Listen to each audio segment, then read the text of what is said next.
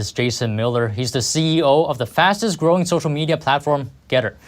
Now, Jason, Musk has said he wants to restore free speech on Twitter. Tell me, what obstacles is he facing? Well, thank you very much for having me. Great to be back with you.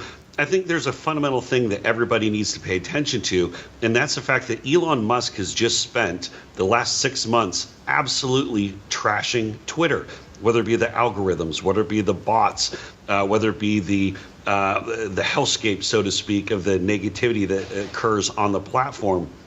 So I think Elon Musk would rather be anywhere in the country right now other than San Francisco dealing with Twitter. He wanted out of the deal. He's being stuck in the deal.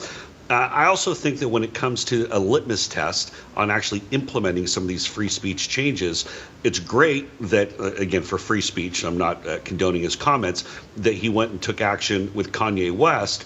But what about President Donald Trump? And why does President Trump have to go to some sort of external review committee before he's let back in? This sounds very Zuckerberg, very Facebook to me. And I know you're a competitor to Twitter. You're not just saying these things because of this, right? Well, obviously, Gettr was launched in large part because Twitter has been exercising political discrimination to pick winners and losers in the free speech marketplace.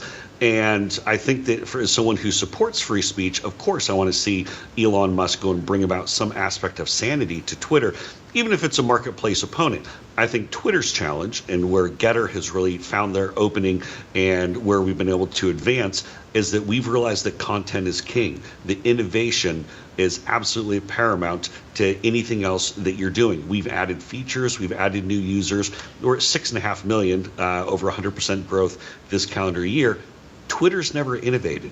Twitter's still stuck at effectively the same platform that they've been for the last 16 years. And so when it comes to free speech, I applaud anything that starts moving in the right direction. Let's make sure that some of those changes are actually happening, though. Anything you see Musk capable of doing to turn this around?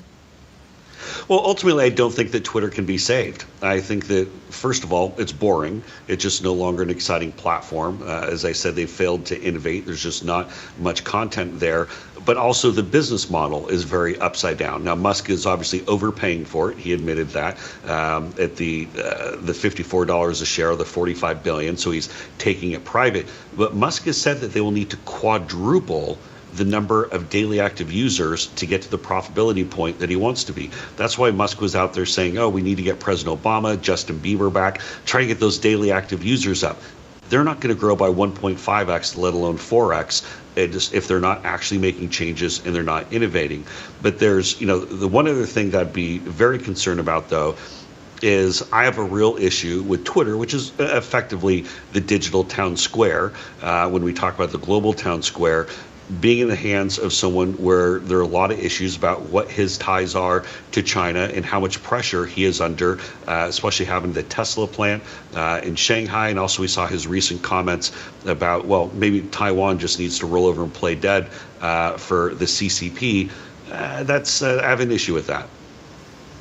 I want to talk about another point that you mentioned earlier. You mentioned content. Now, and this goes hand in hand with moderation.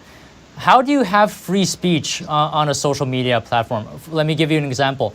If I call a biological male who identifies as a female, I call this person a he. The person might not agree with this pronoun. They might call it verbal abuse. And abuse is not protected by the First Amendment, right? So how would you balance that? Well, obviously, in each situation, you need to look at the context, the way that it's delivered. What we try to use as our North Star is making sure that someone's political viewpoint is never infringed upon. Of course, we have rules in place to make sure that illegal content is not allowed, to make sure that threatening commentary or things that would get you in trouble in real life are not allowed. We also don't we don't allow you to use racial or religious epithets. But when it comes to a basic fact of saying someone who was born a man is a man, or someone who's born a woman is a woman, that's very much your political belief, and we do not believe that that is some sort of abuse towards someone just because they happen to now pick another pronoun or have had a surgery of something of that sort. And on the point of disinformation, Musk said today that Twitter will be forming a content moderation council with widely diverse viewpoints. Now, if I present studies that show the climate crisis is fake, or maybe it's real, would that be moderated? How would you tackle that? Great question. So everything ultimately is moderated or looked at through the lens of whether it's the API, the AI on the front end, or whether it's on the back end with moderators. So everything and everyone who posts ultimately gets, at least goes through an AI filter at one point. But when it comes to your political position, which again, on say the climate change, whether you want to say that it's real or it's not real, or you have different perspectives on global warming, that's your political viewpoint. That is not something that's threatening. That is not something that's misinformation. That's your political viewpoint. Now, if you came out and said something such as the election has been moved, the midterms are now actually going to be Monday, November 7th.